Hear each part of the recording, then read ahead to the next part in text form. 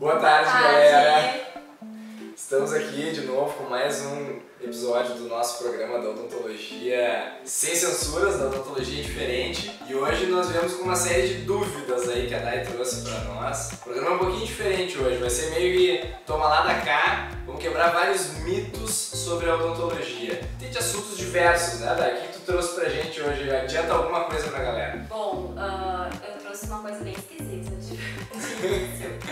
Eu quero saber uma coisa. Beijo, pessoa que tem cárie e beija, pode transmitir? Bom, essa pergunta é uma pergunta que pode até parecer esquisita, mas tem bastante gente que tem dúvidas sobre isso. Se as doenças da boca são transmissíveis, tá? Então vamos falar especificamente de cárie, tá? O que precisa pra gente ter uma cárie? Vamos falar bem do básico. São três coisas essenciais para que nós tenhamos a cárie. As bactérias que estão associadas com a cárie, os dentes, tem que estar ali os dentes, tá? Uma pessoa que não tem dentes não tem muita cáries. E tem que ter junto também algum alimento para essas bactérias, tá? Então lá vai qual o principal alimento das bactérias da cárie?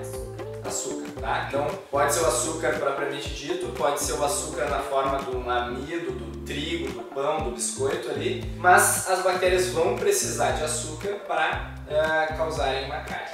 Então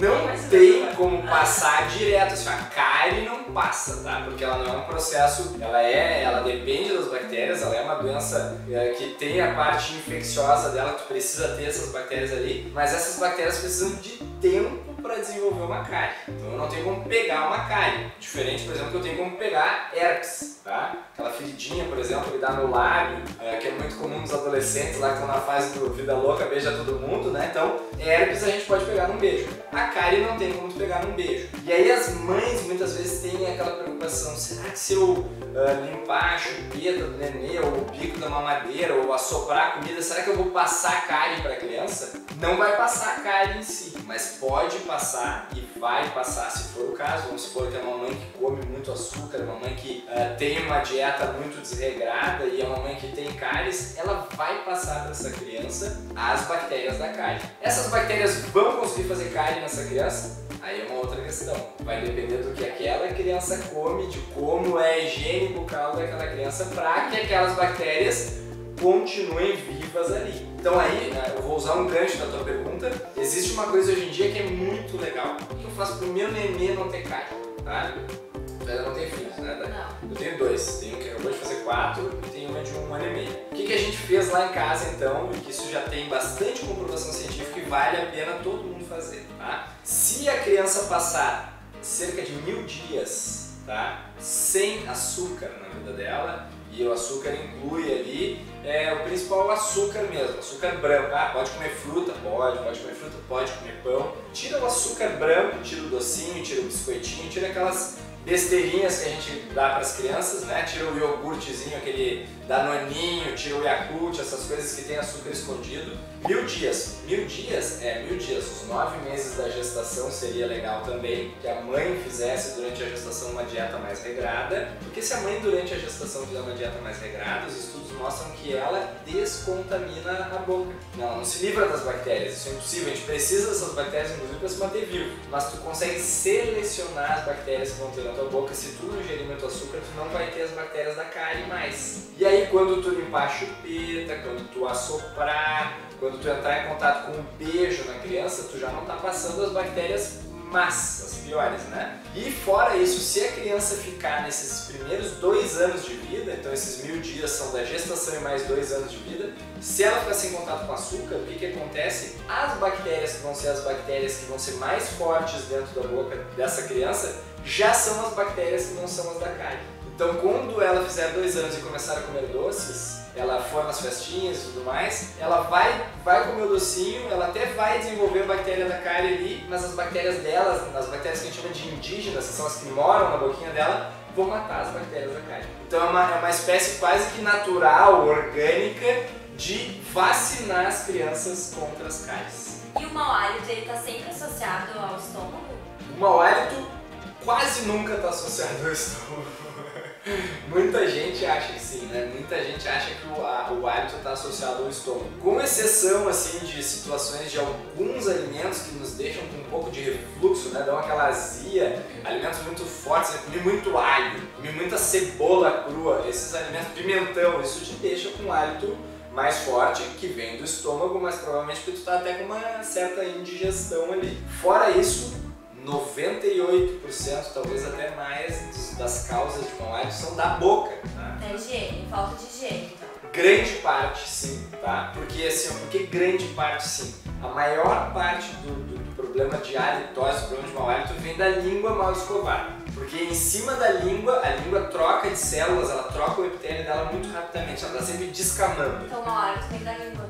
Muitas vezes sim, porque tem pessoas que não têm o hábito de escovar a língua e aí formam aquela saburra lingual, fica aquela língua branca, cheia de células ali mortas, né? E aquelas células mortas, elas entram em decomposição e liberam assim substâncias com enxofre. Isso causa cheiro de ovo podre, que é o cheiro do mau hálito, sendo bem transparente para as pessoas aqui. Fora esse problema da língua, daí tem assim, ó, as doenças da gengiva, tá? O que são as doenças da gengiva? Uma das maiores infecções do mundo são as doenças gengivais. Muitas pessoas têm infecções na gengiva e não sabem que tem. Então, por exemplo, então na minha gengiva eu achava que era comum sangrar quando eu uso fio dental. E eu descobri que não. Exatamente. Né? Porque eu achava assim, minha gengiva é sensível, então tá sangrando. Na verdade tá sangrando porque eu não tô usando fio dental como eu deveria usar. Isso, exatamente. Tem muita gente que chega e fala assim, minha gengiva não sangra, só quando eu me machuco com o fio dental. Eu pergunto, tá, mas assim, ó, quando tu passa o fio dental, dói? Não dói. Então tu não te machucou. Então foi um sangramento espontâneo, na verdade tu encostou numa partezinha do teu corpo que tem uma ferida, por isso que tá sangrando, né? A gengiva sangrante é uma ferida. Quando a pessoa tem uma gengivite, que é esse sangramento na gengiva, ela fica com o hálito alterado. Se a gengivite evolui e se torna periodontite, que é o segundo passo, né? Uma gengivite que tu não tratar, na maioria das pessoas vai virar uma periodontite. O que é a periodontite? É quando essa gengivite evolui lá para a raiz do dente. Então não basta mais só tu limpar em casa, tu vai precisar anestesiar esse dente, tu vai precisar limpar essa raiz. Quando tu tem a periodontite, aí sim tu tem mais problema de mau hálito ainda. E até a gente usa uma comparação para a pessoa se sensibilizar e querer tratar a sua gengiva, mas uma pessoa que tem uma periodontite média, não estou falando de nada muito grave, se a gente somasse todas as feridinhas que ela tem na boca, daria uma ferida mais ou menos do tamanho do antebraço. E eu pergunto, quem iria para casa normalmente, dormir, acordar no outro dia com uma ferida do tamanho do antebraço que nunca cicatriza? Tu ficaria com uma ferida do tamanho do antebraço que não cicatriza? Não, lógico. Tu acharia normal se tu acordasse de manhã e te olhasse no espelho e teu olho sangrasse? Também não. São analogias que a gente usa e até acho que um comercial de pasta de dente usou com uma maçã, que a pessoa mordia a maçã e olhava a maçã estava sangrando, né? Tinha pego o sangue da gengiva e tinha sangue na maçã. São analogias que a gente usa para a pessoa entender que não é normal a gengiva sangrar. Assim como qualquer parte do teu corpo que sangrasse ia te assustar, a gente deveria se assustar. Só que por que a gente deve se assustar muito com os problemas de gengiva? Por quê? 50% dos infartos do coração, a gente sabe hoje com grande convicção, pesquisas muito sérias comprovaram isso já, que são causadas, esses infartos são causados por problemas das bactérias que estão na nossa boca. Eu ouvi falar alguma coisa assim, também AVC, eu ouvi falar. Na verdade, AVC, infartos, AVC que é o acidente vascular cerebral, ou derrame, como falam, né?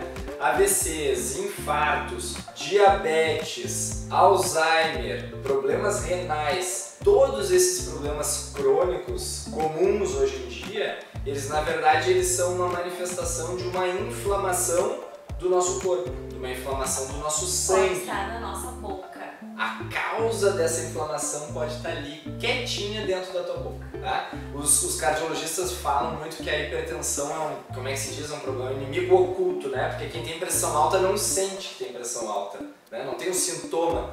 E às vezes a pessoa tem pressão alta durante um tempão e descobre quando tem um infarto. Então, a doença de gengiva para muita gente é um inimigo oculto também. Porque a pessoa acha que o sangramento não é nada ou não dá bola para aquilo ali, não dói. Muitas vezes não dói, as doenças de gengiva, elas são, em 80% das pessoas, elas são crônicas e lentas. Elas vão comendo o ossinho que está ali ao redor do dente gradativamente. E elas vão te mantendo o ano inteiro inflamado. O que é ficar inflamado o ano inteiro? O nosso sangue ele deveria ter uma composição, tá? Ele é formado por alguns exércitos. O exército vermelho é o exército que leva lá o oxigênio, a energia para as células e tal. E nós temos o exército dos glóbulos brancos, né? Quando a gente faz um hemograma, a gente quer ver como é que estão esses exércitos. Quando esse exército dos glóbulos brancos está sempre ativado, a gente está sempre em guerra. Nosso corpo está sempre em guerra e isso desgasta todo o nosso sistema de defesa. E o principal problema que acontece é que dentro do vaso sanguíneo ele vai ficando rugoso, vai ficando áspero ali. E o que é o infarto? Tu tem ideia do que é um infarto? Tem ideia do que é um derrame? Não. Muita gente só ouve falar, a fulaninha teve um derrame e ficou paralisado na metade do corpo. O outro teve um infarto. Veia entupida, alguma coisa assim. É, alguma veia entupida. Na verdade não é uma veia entupida, mas é uma artéria entupida. Qual a diferença de veia e artéria? A artéria leva o sangue oxigenado e a veia traz o sangue de volta para o coração. Quando o nosso sangue está sempre inflamado, essa parede da artéria, que é um tubo, um caninho, ele fica todo áspero. Imagina se a tubulação da nossa casa fosse toda áspera por dentro. Imagina tu lavando a louça, aquela gordurança saindo do alimento e tal, o resto de comida, entra numa tubulação que é toda áspera. Ela vai entupir mais fácil, não vai? Nossa artéria, então, ela vai ficando inflamada, vai ficando áspera por dentro. E o que começa a acontecer? Começam a acontecer pequenos rompimentos dessa parede. Ela vai sofrendo pequenas rachadurinhas. E com isso, o sangue dá uma coaguladinha. Começa a se formar pequenos coágulozinhos de sangue dentro da nossa circulação. E às vezes esse coágulo tem um tamanho que é o suficiente para entupir uma artéria do cérebro. Às vezes é suficiente para entupir uma artéria do coração. A boca é muito importante. E aí, Saúde os bucal problemas... É muito mais além do que eu imaginava. As cirurgias cardíacas, que falam as cirurgias de peito aberto, cirurgia cardíaca, assim, com a abertura aqui para operar o coração, elas nos Estados Unidos elas não podem mais ser realizadas sem a pessoa ter feito um tratamento gengival antes. Tá? O convênio médico não paga a cirurgia, por exemplo, se não tivesse sido tratada a boca da pessoa. E outra questão também sobre o tártaro. O tártaro dá mau cheiro, dá mau hálito? O tártaro está muito associado com a doença da gengiva.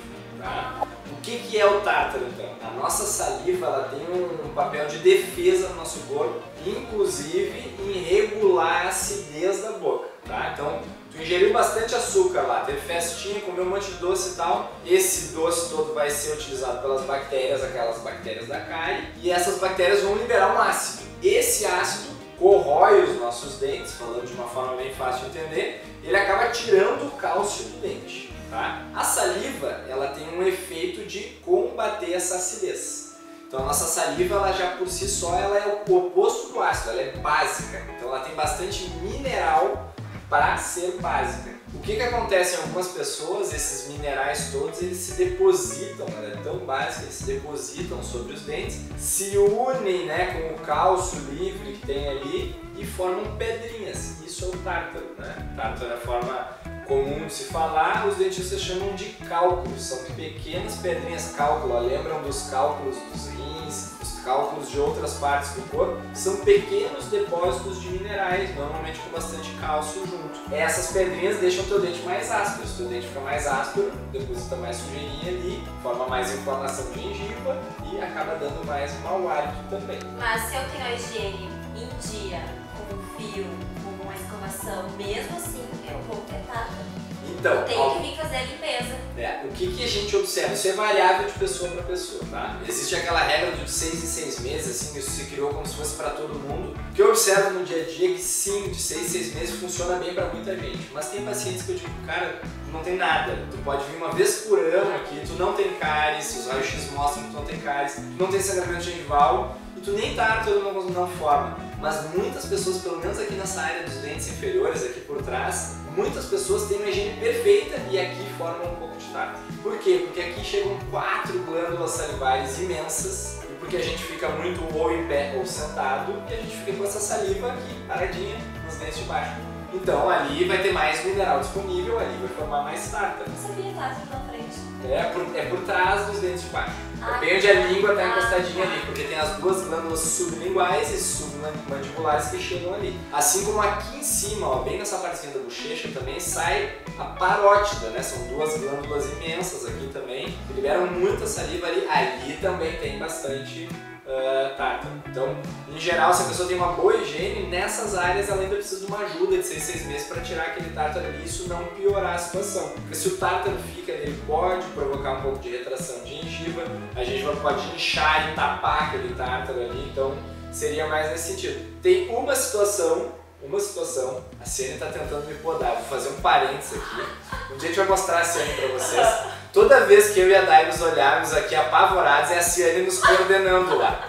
Tipo... É a nossa direção de arte aqui, ó, sim, não. Ela tá me podando, mas eu não vou deixar de contar para vocês quando que a pessoa tem mais formação de tártaro. Algumas pessoas já têm estudos mostrando isso é uma informação mais moderna. Tem estudos mostrando que algumas pessoas estão com o ciclo das vitaminas muito desregulado, tá? Vitamina D principalmente, A e K. São vitaminas que participam do ciclo do cálcio no nosso corpo, tá? Por que ciclo do cálcio? Porque o cálcio ele tá no dente, tá na saliva, tá no dente, tá na saliva. Se a pessoa não tem as vitaminas, não abre as porteirinhas para acontecer esse ciclo. Hoje em dia é bem comum deficiências de vitamina D e as pessoas, o que acontece daí? O cálcio não entra, então elas têm mais acúmulo de tártaro em situações como essa, tá?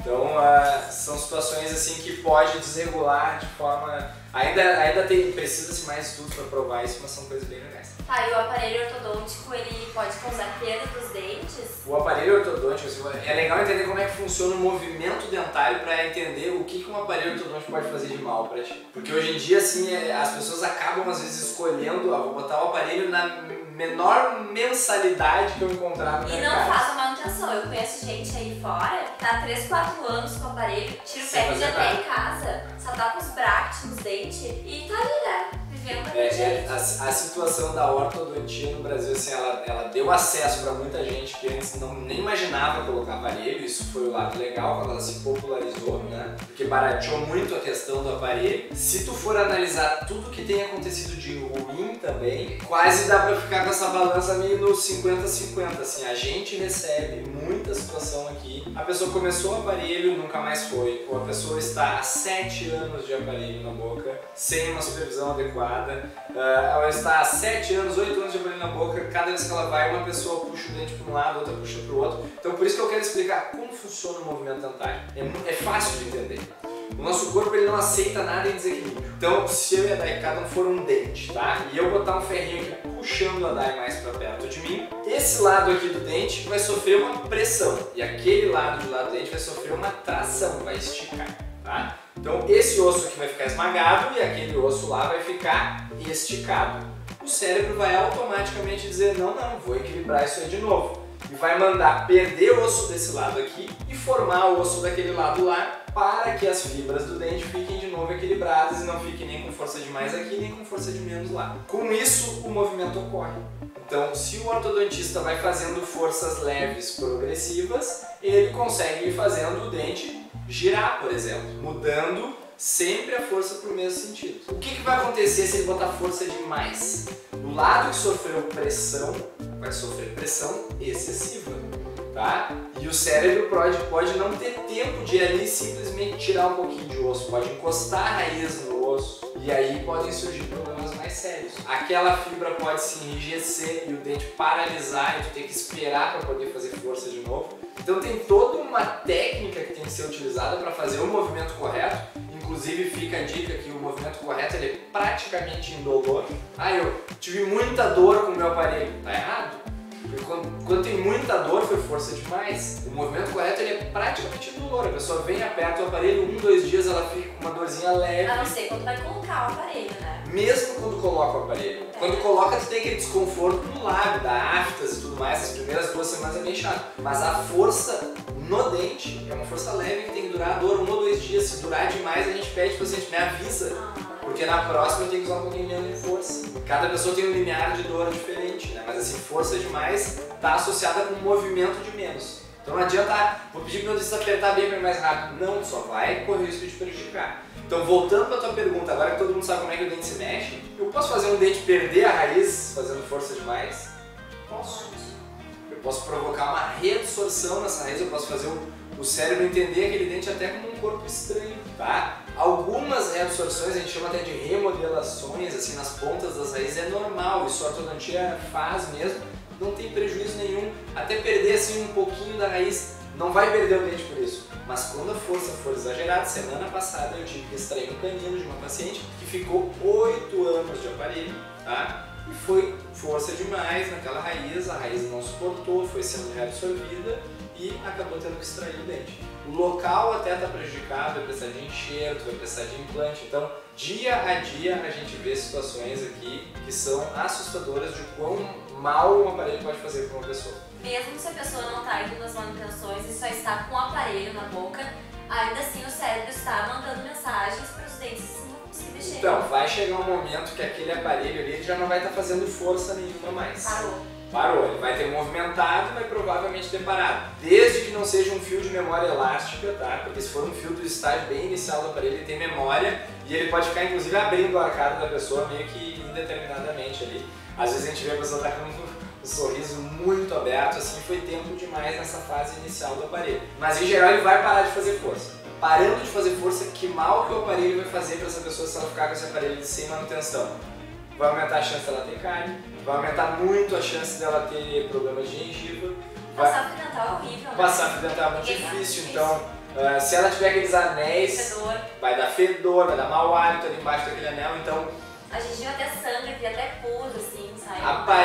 Aparelho não supervisionado, ele é péssimo para a pessoa. Então é melhor, sabe, não tenho mais dinheiro, não quero mais fazer tratamento, tira o aparelho, um outro momento, eu posso colocar o aparelho quando eu estiver bem velho? Pode colocar o aparelho em qualquer fase da tua vida, tá? E assim, um tratamento ortodôntico ele leva, mesmo em casos bem complexos, ele leva em máximo 3 anos. Com os alinhadores agora então, que o software calcula os movimentos, é menos tempo ainda.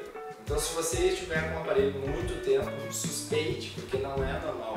E escolham a pessoa para botar um aparelho, escolham muito mais do que pelo valor. Escolham pela reputação daquela pessoa, o que ela estudou, casos de amigos que tu teve, que tu viu que foi bem sucedido. Procurem investir e entendam o que o profissional está escolhendo. A pessoa vai ter que cuidar de ti por no mínimo um ano e meio. Né? Então o relacionamento vai ter que ser bom.